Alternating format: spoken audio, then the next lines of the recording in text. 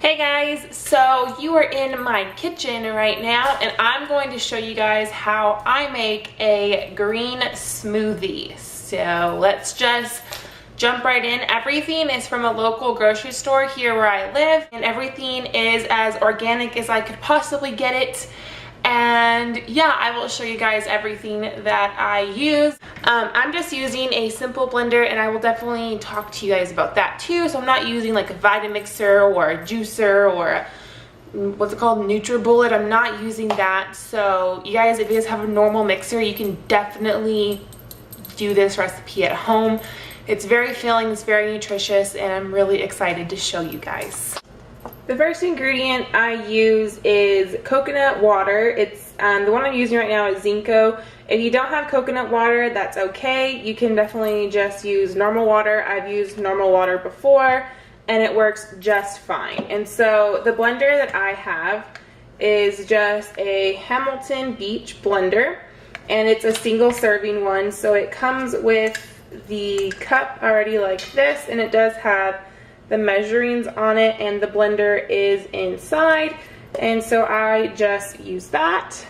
So I first just snap it on, I put it in its lock position, and then I pour about 8 ounces of this, and that just leaves it a little bit more watery. It's not going to be as thick. And then I'm going to get my Organic Girl I Love Baby Kale, and this is a mixture of kale, spinach, and other baby greens. I used to get the bundles, but I felt like I wasted money with the bundles just because they would go bad way before. And I believe this was like $4, and I think you can get coconut water for like $3 this size. I know mine has them like that, and this is a 1 liter and it lasts for about 4 or 5 smoothies. And so these are all the greens. They come pre-washed because I know kale is definitely hard to clean. Let me see if I can find you guys a good size kale leaf. So let's see, because usually like kale with inside the little veins here, they're full of dirt and stuff, and these are perfectly clean. And I find that my blender does blend this better than the bundles because it's smaller and it's easier to grind up. So I just I grab a couple handfuls of all the mixtures. You can definitely see that there is lettuce in here, there's spinach, kale. It's just full of some yumminess.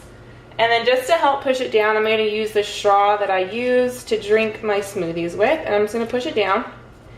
And I usually put about that much. Sometimes I put more, just depending how much green I want in it.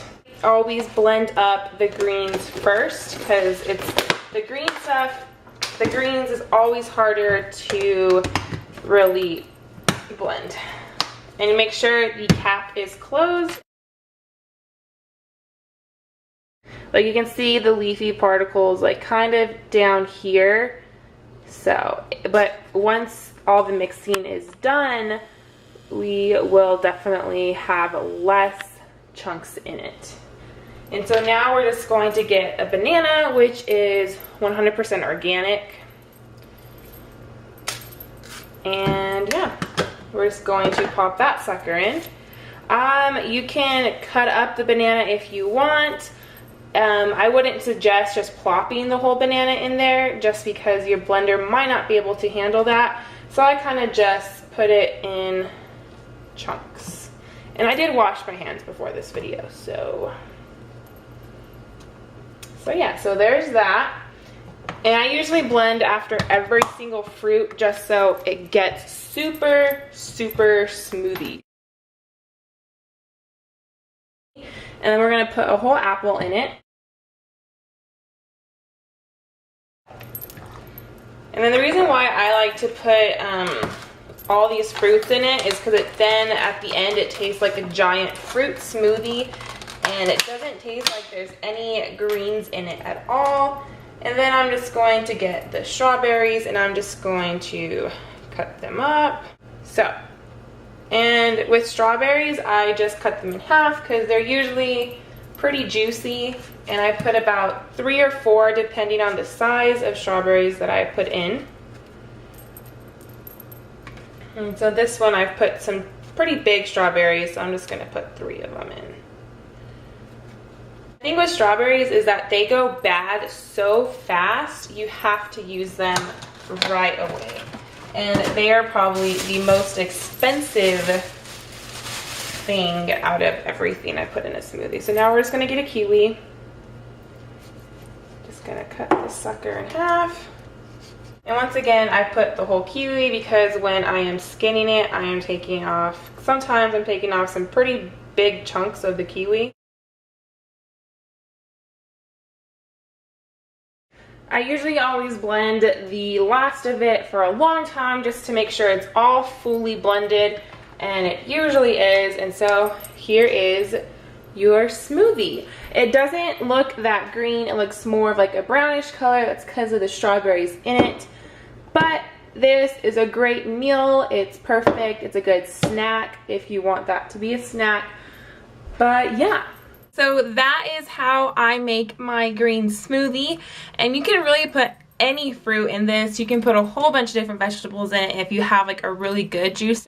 But this is just a simple smoothie that I like to make. This is probably the sweetest one I've made, as in like fruitness wise sweet. But I have put peanut butter in this before. I've put chocolate peanut butter. You can put protein mixes in this to make it a little more full or meal wise if you want, but I just love this one so much. You can really taste the kiwi in this, and you can really taste the banana. I put bananas in every single one of my smoothies just because the taste of banana is so good and it's so strong that you do not know that there is spinach and kale and lettuce and other good delicious greens in here that usually don't taste too well. But yeah, so thanks guys for watching, and enjoy your green smoothie if you make one. And if you do make some and you do have an Instagram, put the hashtag Ami's Green Smoothie, and yeah, I will look at them. Thanks guys for watching.